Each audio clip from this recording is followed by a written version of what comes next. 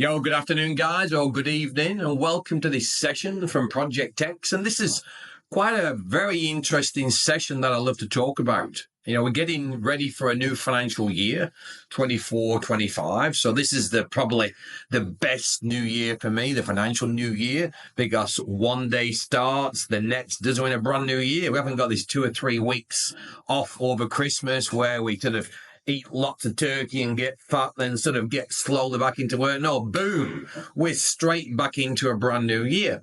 Now, what I've found over the last multiple years doing this job for 28 years, coaching amazing people in business and life, is that the key to moving forwards is really getting this thing called your vision right.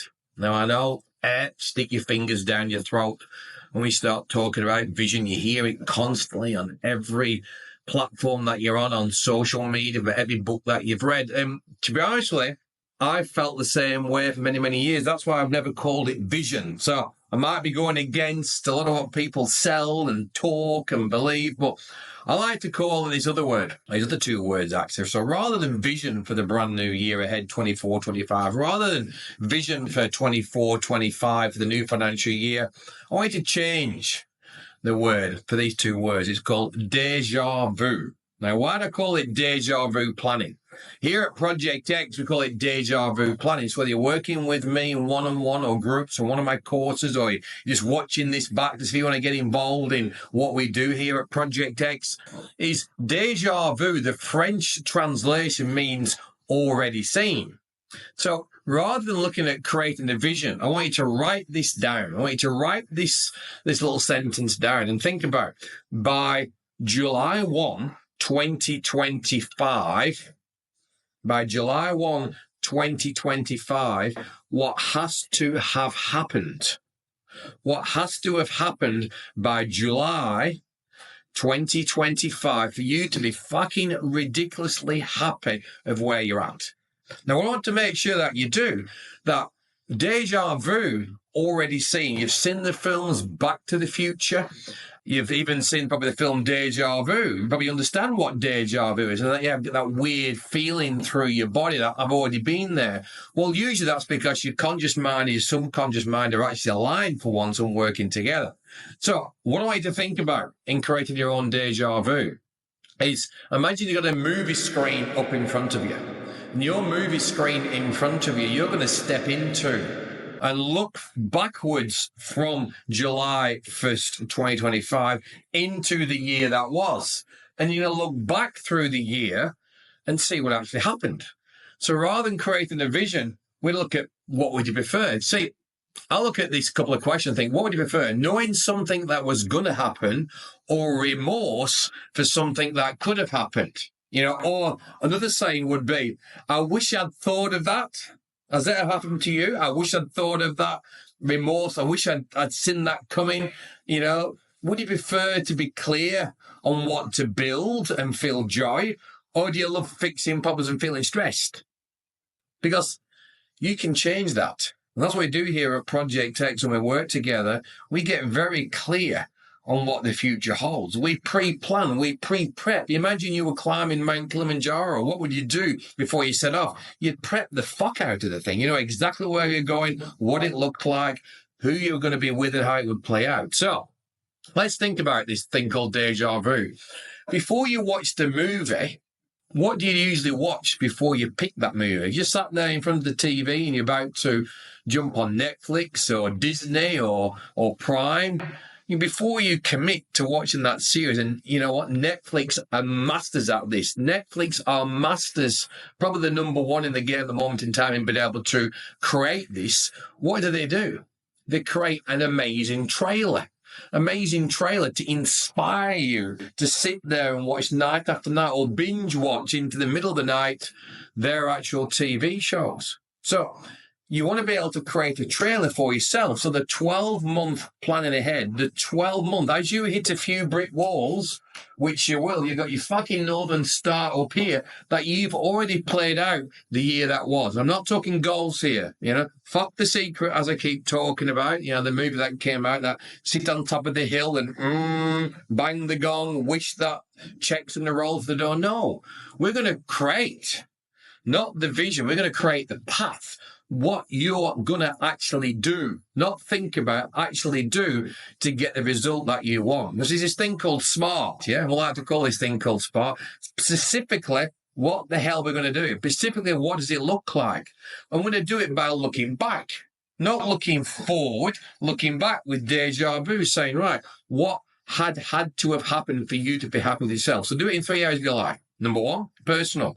What's going to happen for you to be happy with who you are and where you're at by July 2025? You know, physical, mental, social, spiritual, friends, health, all those sort of things. Same with family, between, you know, the relationships with your partners and your kids and your friends. You know, which ones are going to stay, what are going to go? You know, what has to have happened for you to live this life less ordinary? And number three, obviously most important that I'm talking about here, what I specialize in, is the business side. You know, what is real? What can be real in that 12 months? So think about it as well. Before you read an article, what do you usually read? The headline. What makes you read the headline is something inspiring that pulls you in. So I'm not talking about a negative headline here. I'm talking about a positive headline. You know, so come up with a real positive headline for exactly what's going to inspire you. You know, I use multiple headlines myself in business. You know, my personal headline, you know, Renchi helps 100 small businesses under $1 million blow out the water past $1 million and work 3 days when it goes, fuck you to the man.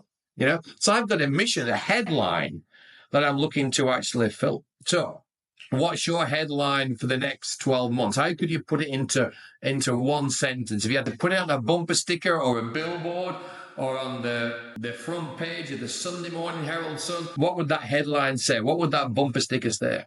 So what if you could go into the future and change the past? What would that look like? Imagine you could go into the future and change the past. You can, because the object is to be able to think about your future in enough detail that as you move through into the future, you can just fine tune and tweak it. See, most people, I've been doing this thing, I'm 53 years old, and I've been doing this since I was 25, so I've learned a thing or two and worked with many, many different people from all walks of life doing this. And it's my job to be able to articulate and help people through this process, to be able to understand who they are, what they're about, and what they're going to do to be able to make them feel this thing called freedom and to live a life less ordinary. It's called lifestyle, because we're here for a very short time, and the life that we lead has got to be the one that we want, that we feel free in. So what if you can go into the future and change the past before it happened? So you can fall in déjà vu, because that's the most exciting thing. So when I talk about the most exciting thing, the reason why I love end of the financial year and also the end of the calendar year is because it's an amazing opportunity not to set a few bullshit goals. And you know what I mean by a few bullshit goals? Those that sit there in December and January and go, what's my New Year's resolution, Sally? What's your new resolution, Bob? And you come with some bullshit thing, I'll lose 5 kilos, make more money, you know, win more race. There's no specific thing in there. Then after 3 or 4 days, it all falls away, and it's back to that definition of insanity, doing the same thing fucking over and over again. So what if you had your own AI guidance system and got really excited? Not just a bit excited for a few days, really excited. You had a fucking document in each area of your life that would explain exactly where you're going to go, exactly what you're going to do, and exactly how you're going to do it, because that's the power in this thing. So you can return to a previous period or an event and revisit and go, I'm not quite sure that would work for you. You can play out the future as your future self. You know what happened in the past. And if you know what happened in the past, and you can turn off these 2 switches, this one's called the sensitive switch. So you look in the fucking mirror and look at what you achieved versus what you didn't achieve and not let yourself off the hook. And number 2, turn off that fucking I know mentality that you reckon you already know something, because that's the 2 switches that I've got to turn up all the time to be able to learn more, to move forward. But imagine you could play out your future self and go, great, there's the lesson that I got last year. I need to make sure that was a lesson, not a mistake, because I learned it last year, so it was a lesson. And you can quickly work out what works for you and what won't.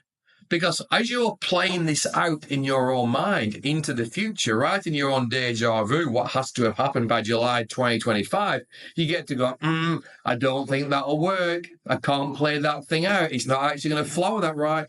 So you're actually got a chance to be able to come back and change it. So here's one of the biggest things. Be yourself. What if you didn't need to follow what others thought about you? Let me repeat that.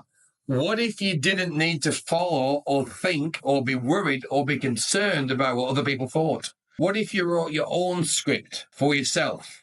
Not what the mom's going to think about taking the kids to school, or what the dad's going to think about what car you drove, what mountain bike you rode, or what you did. What if you wrote your script for you and you only? That made you feel free, got you to be able to express yourself, to really have fun, and just to be yourself.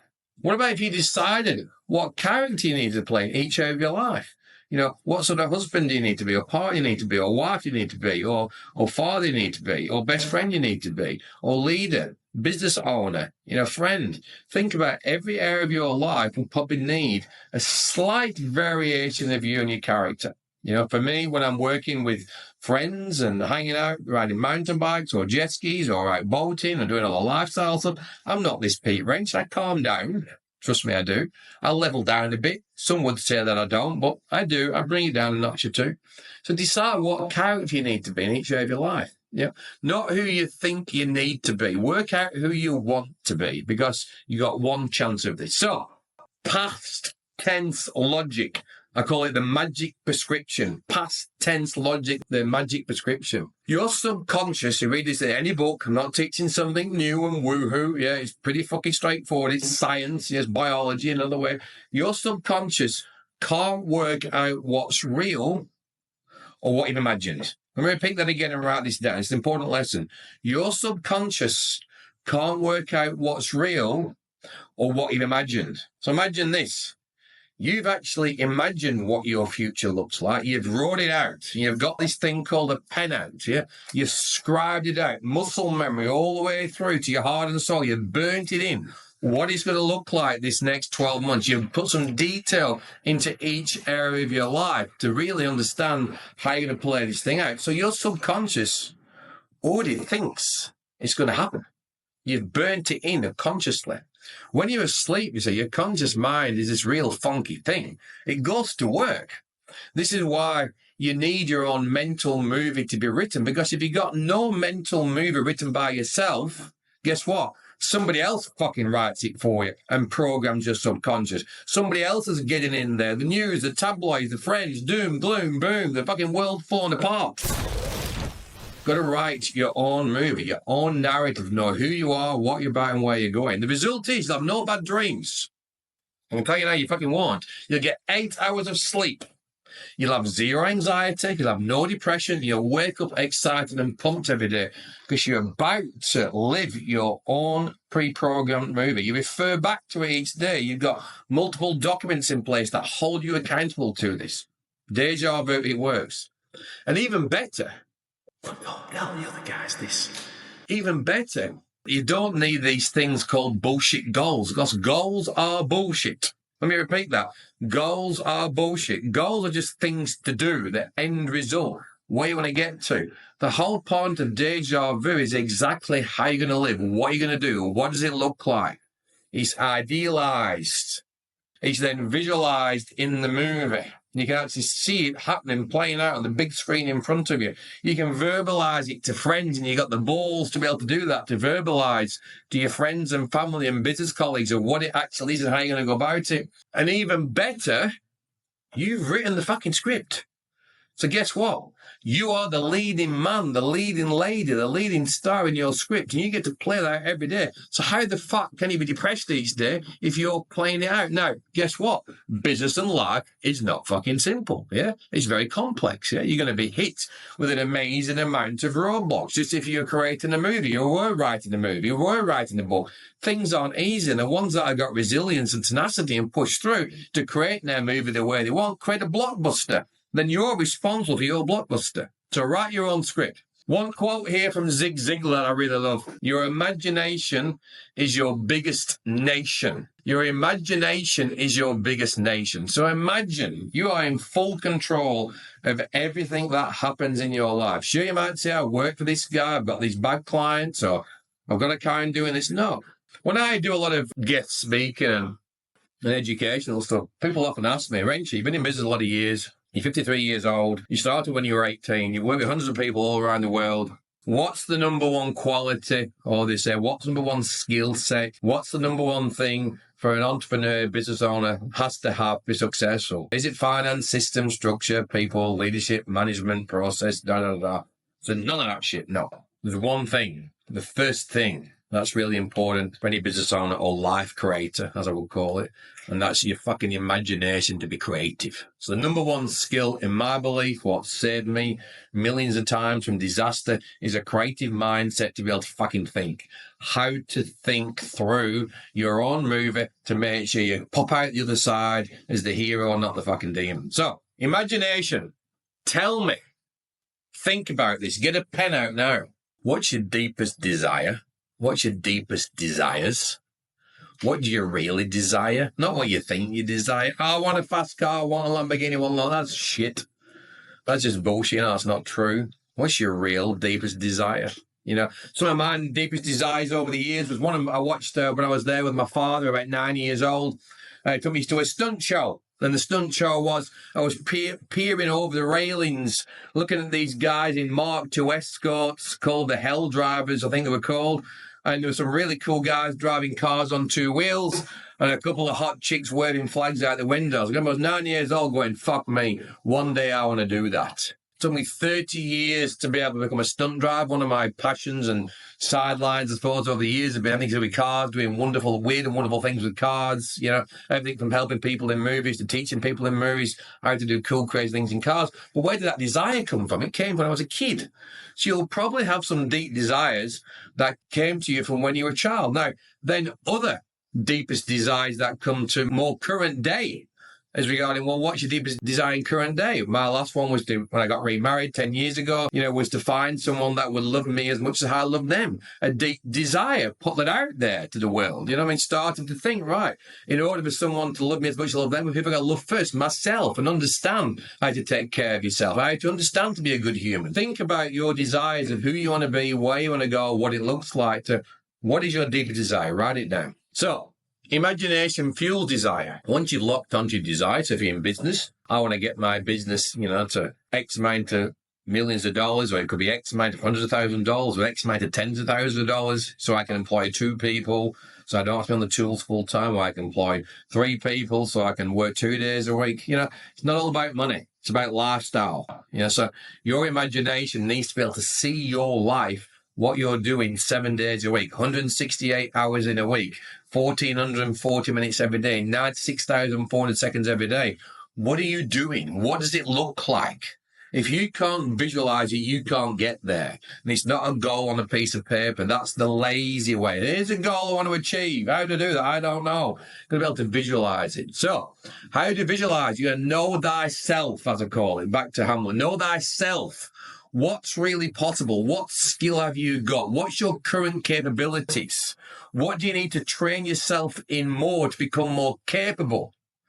So you can't get what you're not good at. I've got a saying and a big poster upstairs in my training room. If you're good at something, never fucking do it for free. What do I mean by that? It's not a case of having a big ego if you're working with me. First thing I've got to make sure when I'm working with any particular members here at Project X is the thing that you do, whether you're cutting the hair or doing the mechanic or doing the electrical or doing the lawyer or doing the accounting or doing the SEO, whatever you're working with me on to grow your business to that next level, you've got to make sure you're fucking good at it.